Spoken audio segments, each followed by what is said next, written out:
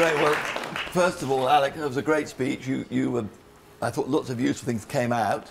So don't run yourself down. One of your strengths is speaking. Now, I want to share something that happened to me when I was 17 years old. How many of you in this room are 17 years old? Can I just put lights up so I can just see how many 17-year-olds I'm talking to? Yeah, quite a few of you. Well, actually, it's hard to believe, but I was 17 years old 50 years ago. It's incredibly impossible to believe that. And I had something that I now call my aha moment. And the Ideas Foundation came out of a belief to help young people unlock their own aha moment. And the aha moment is a moment of self-revelation, typically between the ages of 8 and 18. You do something at home or in school, seems entirely normal to you, but the people's reaction to it makes you realise that you've got some gift, some quality inside yourself.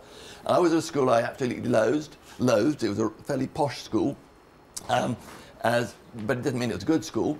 And I wrote an essay. It was in the sixth form year. I wrote an essay, and to my surprise, this essay was read out in class. It never happened to me before. I was somewhat amazed. And people said to me afterwards, well, how did you think of all that?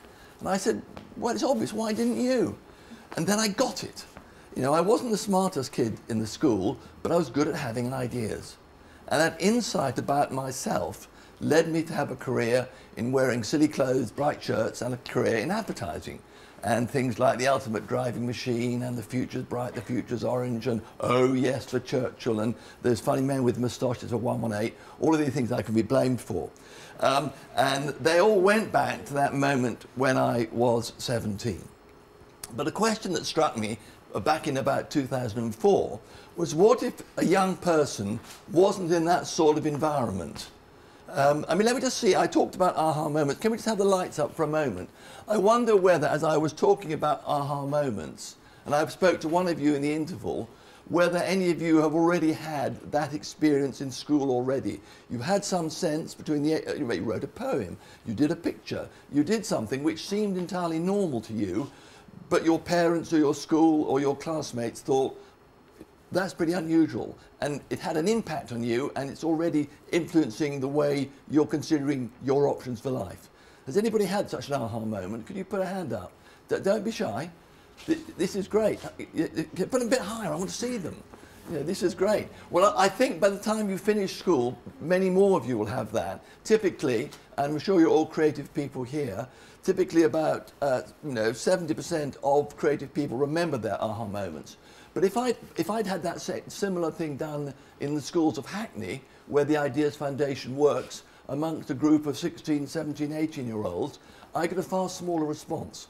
Because what we find from the research we've done into the aha moment is it's a very fragile epiphany moment. And if you're a single parent, in a single parent family, if you're an ethnic minority kid, that moment may come and go without being noticed. And that talent may not be nurtured. So what we set up back in 2004 was this mission. The mission of the Ideas Foundation is to identify and nurture creatively gifted young people whose talents may have been overlooked by the exam-focused school system.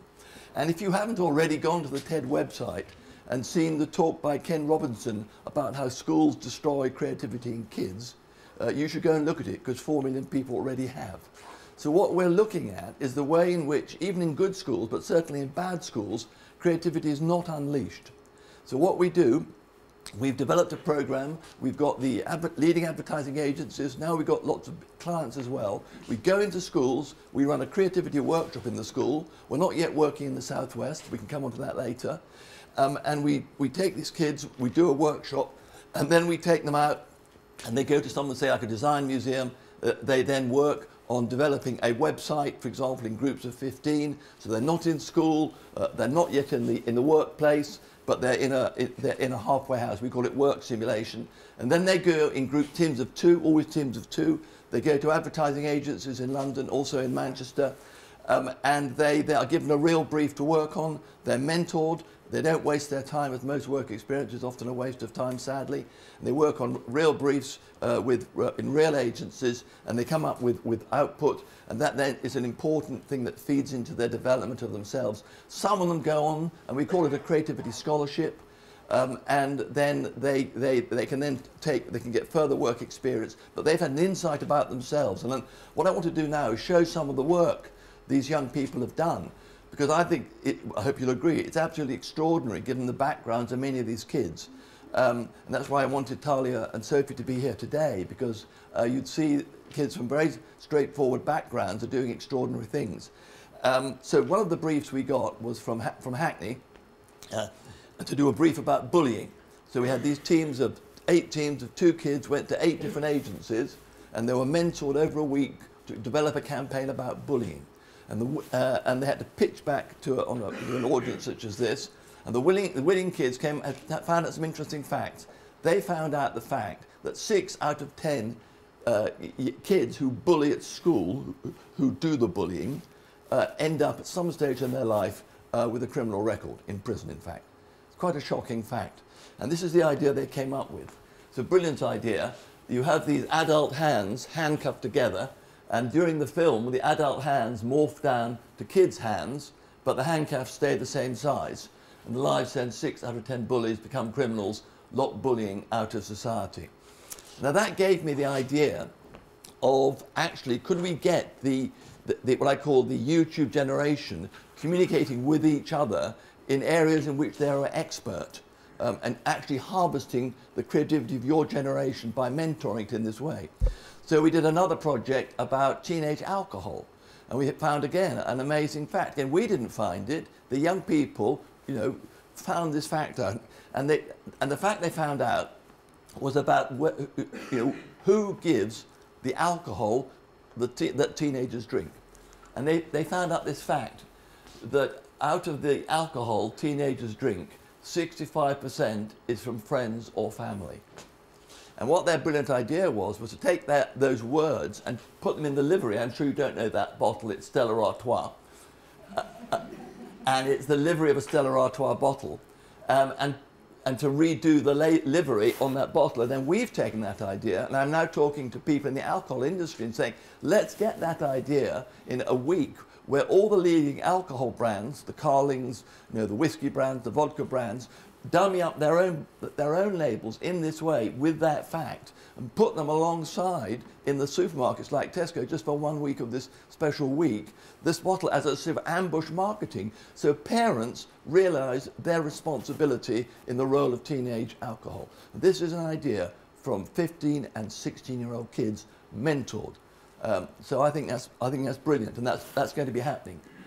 Now this is one of my, these are 2 young people who are typical of the people who we work with, and had no idea whatsoever that they had any gift for creativity. In fact, the girl on the left, she's in care.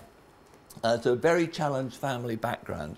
And they went into one of our programs, and they were working with a sales promotion agency. They were working on a real brief on how do you promote rail travel, given it's quite expensive.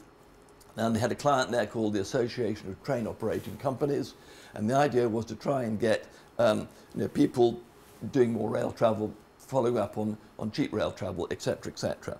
So they gave these kids a direction.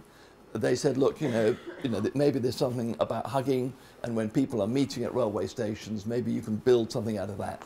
So those 2 took their camera, went round railway stations, started taking photographs of people coming through. They went all rushing around, and some of them were meeting on this railway station, and one person was hugging another as they met.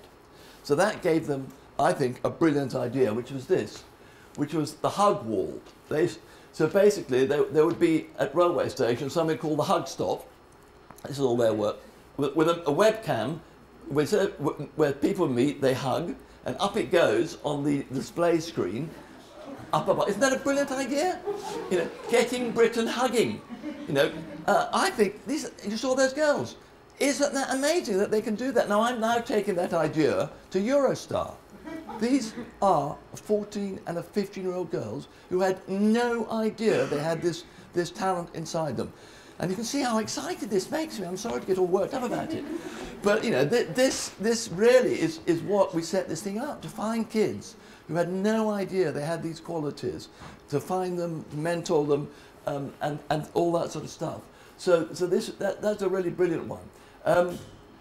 This is one that happened. If you were in London last week, or 2 weeks ago, you would have seen a rapper on the outside of Metro launching this new film. It's called In Time. And this was developed by 2 kids working with us. So what we found out now, the ATOC or the Eurostar example, we can do things that make it valuable for business to be involved with us. So what happened there was, Metro and 20th Century Fox said, look, could your kids help us develop the marketing for this film? So we got 6 teams, 2 kids each, 6 agencies to mentor them. And I don't know if you know what this film's about, but what this film is about is essentially, I think everyone's going to die when they're 26. And if you want to live longer, you have to do all sorts of good deeds in this sort of sci-fi world. So these kids came up with the idea of win a year of your life, win a year's salary, and the basic notion is that you can get coding on your smartphone. You can collect via those smartphone, whatever you call those QR things, all those codes. You can collect points, and the more points you collect, then the better chance you have of winning the prize of a year's salary, which an average year's salary was £26,000. 15,000 people did it on the Facebook site, and somebody actually won £26,000. All as part of the marketing programme of that film, all created by 2 16-year-old kids working on the Ideas Foundation programme. I think that's amazing. But what's so exciting about it is that 20th Century Fox are going to do more things with us. The girls won a really good camera as a prize. They're very thrilled. They got a real perception of themselves. They had no idea they had this capability, etc., etc. So they now totally changed their view. And interestingly, that very first one I showed you about that with the handcuffs, the girl who did that when I met her 3 years ago was planning to be a rock star and a rock singer. And she's changed her plans about her life. She wants to go into communication. She's now on our Scholars Council, and she just started at Goldsmiths College doing social anthropology. So, you know, we're changing people's lives in all sorts of ways, which is very exciting. This is something we did recently, and basically we were approached by the Advertising Association, who is the body, you know, of advertisers, and there's been a report which some of you may have heard about called the Bailey Report, looking about sexualization of young people in media. And they said, well, could you give a brief about this issue, rather like the alcohol brief, to some of your young people? And we said, sure. So we had a brief written. What is the issue? You know, should there be more regulation? Rather than doing market research, we asked them to come up with an idea. So this is the 2 of them presenting. And what these young people said is, look, the issue isn't about having more regulation, in our view. This was their view. We didn't brainwash them. He says, we don't think there should be more regulation. We think that parents should be able to manage this issue in the family situation. And the slogan they came up with was let parents be parents. And they came up with an advertising line, which has just been finished up, which is something like, the most powerful advertisement a child will ever see is their parents. And I just think it's a very interesting way round that issue and that topic. And again, from the advertising interest point of view, you know, that is clearly feeding in some value to the industry. So what's also happening there is that brands are becoming involved with us, because we're not just doing it our model isn't now just having people coming into agencies and doing their work. We've taken it online. So we have a website called I Am Creative, where there's online mentoring, and now we're mixing online with in school. So we actually come into schools, we do creativity workshops in schools. This is a development of our program, and we're getting brands to fund part of it. So for example, the brand is not just what's called corporate social responsibility. They're getting ideas out of it, as was in that example of 20th Century Fox, that are of commercial value. So there's a partnership. So for example, the brand pays us £15,000 to have a brief on our website. So Nokia paid £15,000 to have a brief for an app, and I'm going to show you in a second one of the apps they got out of it, which they've since launched. The Sun have a brief on our website, and the brief's going to be about designing a sports page or a women's page for the Sun, so they'll get some commercially valuable ideas. Vodafone's going up there, Aviva's going up there, And we hope to have 10 brands all paying money. The more money we get, the more we can expand the program, hopefully to eventually schools in the southwest. So 2 more examples of work. One is for this website, sorry, this app that was called Green Spree. It's only got 1-star rating, which is a bit of a pity, but this was done by one of the girls who I wanted to bring down, and there was a brief on our website to design an app. So what happened was the brief was up there, she came up with her ideas, then a mentor in an agency gave a response, and it went backwards and forwards online, and Nokia liked the idea so much they paid £50,000 to have that app built, and she can't believe it. And there's another idea which another group of young kids came up with, which was these kids in a school where there's 50 different languages spoken in the East End. They said when we came to London, we just didn't know.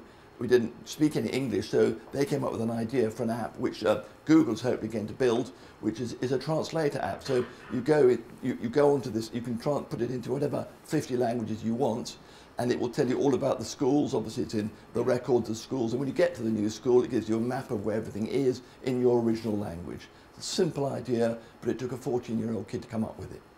So that's the Nokia one. And finally, there's a big thing every year called Global Hand Washing Day, and this is a global program, and we were involved in doing communication for it, and our work ran it throughout England, and it may go globally. So I'm going to show you, and these are some ideas which rather shocking ideas, but it's always good to shock an audience, because I'm sure all of you always wash your hands before meals, but just in case you don't, I dare you to rub poo on your face. So I dare you to eat your bogey. And so these were done in our workshops.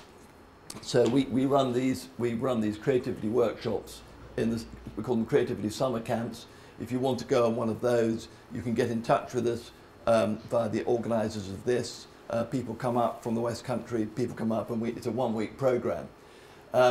And what we're really trying to do, and I've just given you a brief example, and it'd been so much better if those young people who'd actually been on the program were here to talk to you.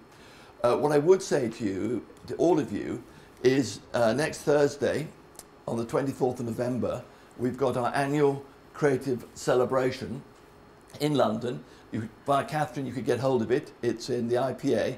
And if anybody wants to come up and meet the young people who've actually done this program, you're really welcome to come. I mean that, because we want to spread the word, and you can be an ambassador. Maybe you can get this program into your school, and so on and so forth. So with incredibly perfect timing, 9, 8, 7, 6, 5, 4, 3, 2, 1. Thank you very much.